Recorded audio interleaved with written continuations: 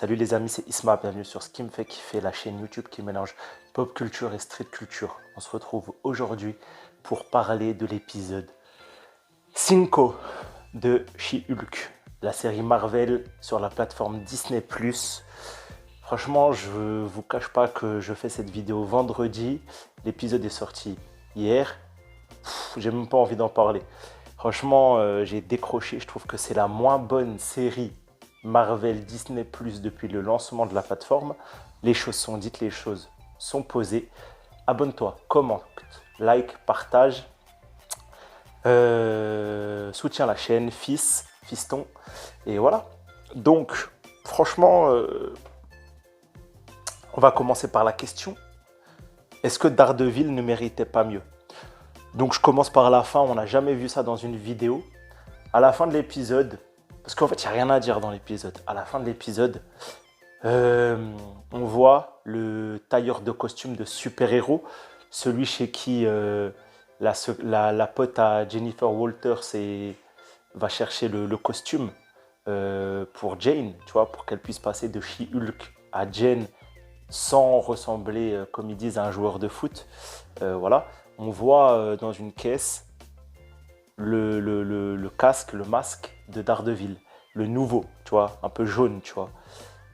Ok, c'est cool, mais ouais, bof, tu vois.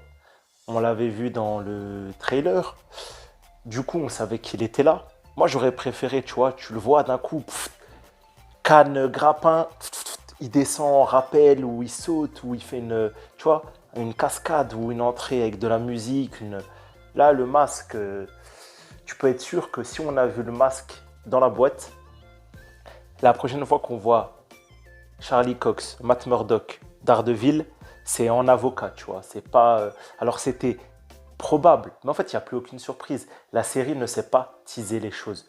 Les teasings sont mauvais chaque fois qu'on nous a teasé. Et il n'y a pas d'enjeu. Là, il n'y a pas d'enjeu. Encore une fois, je suis un grand défenseur de Miss Marvel. Tu n'as peut-être pas vu ma série de reviews sur Miss Marvel. J'ai adoré Miss Marvel, la meilleure série Disney+. Et là, il y avait des enjeux. Tout n'était pas parfait, tout n'était pas très bien exploité. Mais en tout cas, venez pas me dire qu'il n'y avait pas d'enjeu dans Miss Marvel. Parce que là, c'est quoi les enjeux dans She-Hulk? Franchement, il n'y a aucun enjeu. Alors oui, je voulais du quotidien, de tels personnages en dehors des grands events du MCU, forcément. Monsieur Tout-le-Monde et même Thor, il a des mardis où il se fait chier. Ok, cool. Mais là, les gars, ça raconte quoi? Et en plus, le pire, c'est qu'il y a une dichotomie dans cet épisode. C'est qu'à la fois, il est nul l'épisode, mais qu'en termes juridiques purs, c'est le meilleur épisode.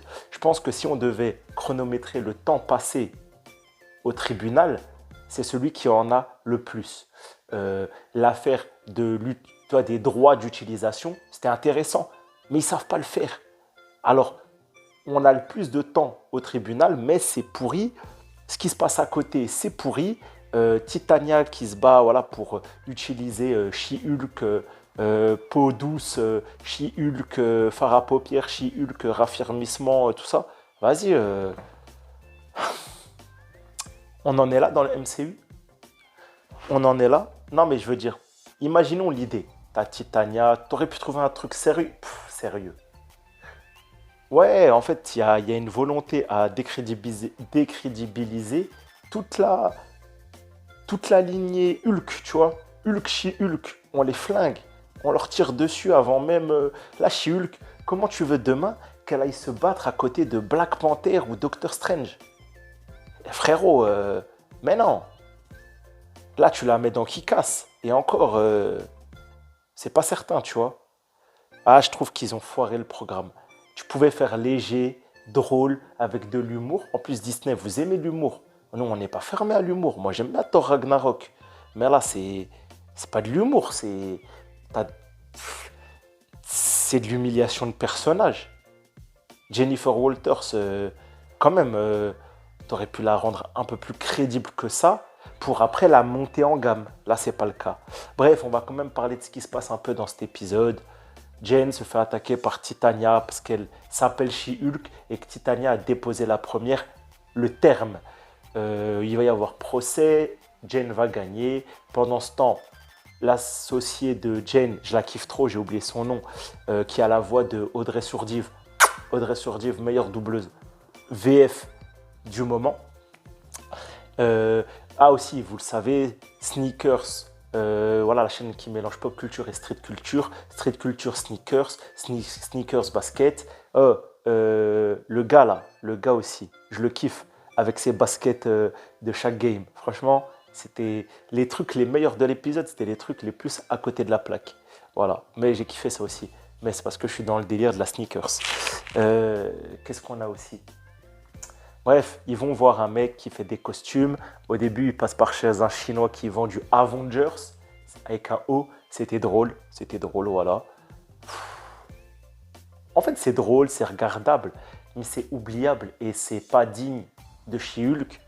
Et pareil, le reveal de Daredevil, il méritait mieux. Alors, je suis un grand défenseur, je suis un grand amoureux des agents du Shield. Oh, c'était mieux les gars, arrêtez vos conneries. S'il y a un mec qui me dit que Marvel She-Hulk, non, c'est pas la pire des séries, les agents du Shield. Les agents du Shield, peut-être ils ont mal fait les choses à cause du budget, à cause de la qualité de réalisation, à cause de ce que tu veux, à cause de l'aspect film fanservice, imaginons.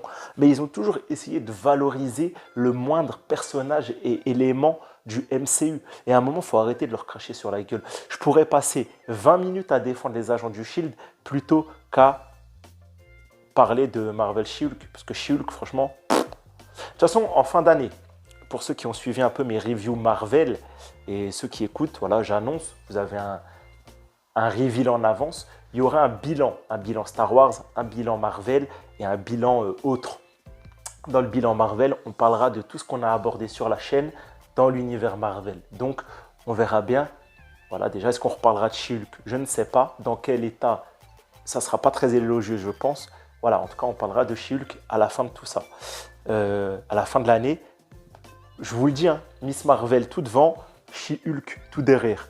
Voilà les gars, vous pouvez après vous amuser en commentaire si ça vous dit à classer les différents autres séries. Voilà, 2, 3, 4. Voilà. Qu'est-ce qu'on peut dire d'autre sur Marvel She-Hulk? Ouais, encore une fois, on peut parler de Tatiana Maslany. Je vous invite à aller voir Orphan Black. C'est une super série. Orphan Black. Tu prends Orphan Black, tu prends She-Hulk.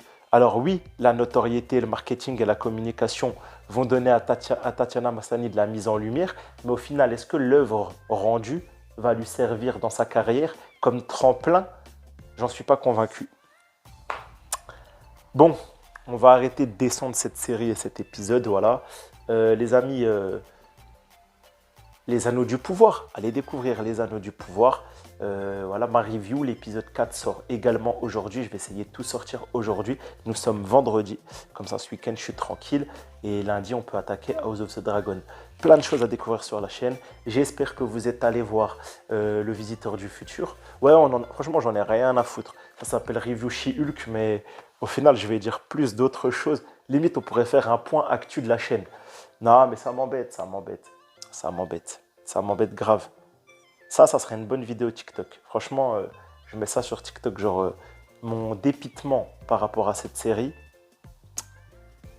Parce que voilà, ouais, on en reparle. Ouais, moi, j'aimais beaucoup WandaVision. J'ai compris le truc. Mais là, She-Hulk, qu'est-ce que tu veux faire avec ça? Il n'y a aucune cohérence. Titania, elle était censée avoir des problèmes judiciaires. On n'en a pas parlé. Elle sort de prison, elle utilise le nom She-Hulk, elle dépose une plainte. Jen, elle appelle sa pote, sa concurrente, sa rivale, la Renoir, là j'ai oublié son nom. Finalement, c'est Jen qui trouve la solution. Titania est vaincue au niveau judiciaire. Il se passe rien de plus dans l'épisode, ouais, c'est bof. Franchement, c'est très bof. Bon les gars, on s'arrête, on arrête le massacre. Massacre à la tronçonneuse, c'est terminé. Prenez soin de vous les gars, on se voit bientôt. C'était la review de Marvel She-Hulk. Ce qui me fait kiffer. Bye.